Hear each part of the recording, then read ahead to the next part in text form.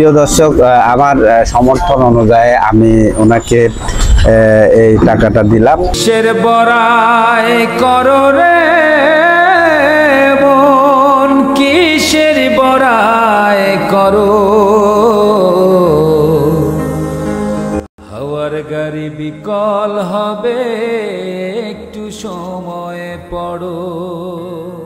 দর্শক, আমি এই মুহূর্তে আছি ঈশ্বরদী থানা, ঈশ্বরদী রেলওয়ে জংশন ওভারব্রিজের উপরে। তো এই ব্যস্ত মানুষের মধ্যে এমন একজন মানুষের সঙ্গে আমার দেখা হয়ে গেল, আমি না থেমে পারলাম না।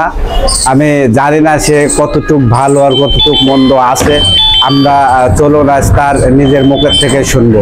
দর্শক, দেখতেই পাচ্ছেন ওনার পায়ের অবস্থা। আসলে দেখে আমার নিজেই মানে খুব আতঙ্কিত হয়ে গেছি। জানি না এটাকে কি অসুখ বলে। চাচা, আপনি নিজের মুখের থেকেই বলেন দর্শকের উদ্দেশ্যে, আসলে আপনার এই সমস্যাটা কতদিন ধরে এবং সমস্যাটা কি? জন্মের থেকে, ছোট থেকে ডাক্তাররা কয় এটা ফাইলেরিয়া গ্রোথ রোগ কয়, এটা ফালা দিতে হবে, কাটি ফালা দিতে হবে। তো সেক্ষেত্রে আপনি কি পরিস্থিতির উপর আছেন এবং এটা নিয়ে কি ভাবছেন? কাটি যে ফেলা দিবেন, এখানে তো টাকা পয়সার দরকার, তাই না? জি জি। তো এই টাকা পয়সার অ্যারেঞ্জমেন্টটা কি করে করলেন?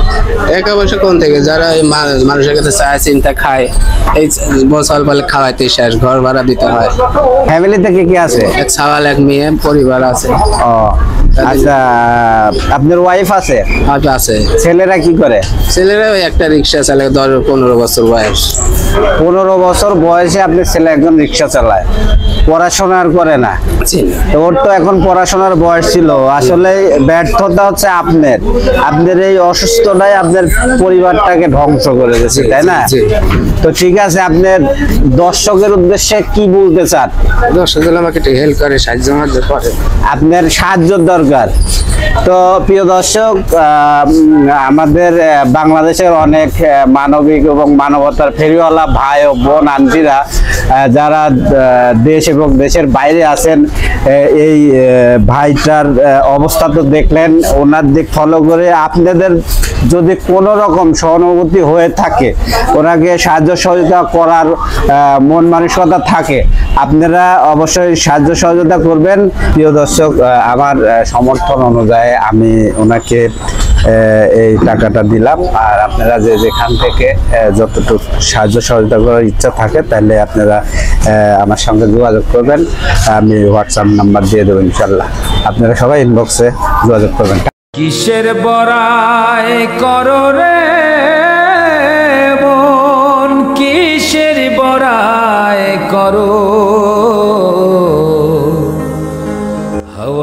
প্রিয় দর্শক, আসলে একটি কথা না বললে নয়, আমরা সবাই ব্যস্ত, কিন্তু একটা ছোট্ট সাহায্য হয়তো তার জীবনের সবচেয়ে বড় হয়ে দাঁড়াতে পারে।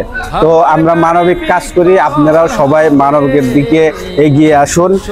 সবাই সবার পাশে দাঁড়ায়। আসলে সবাই যদি সবার পাশে না দাঁড়ায়, তাহলে মানবিক থাকে না।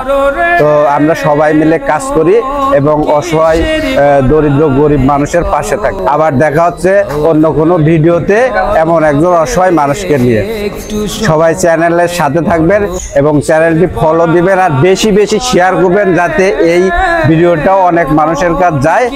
আল্লাহ হাফেজ।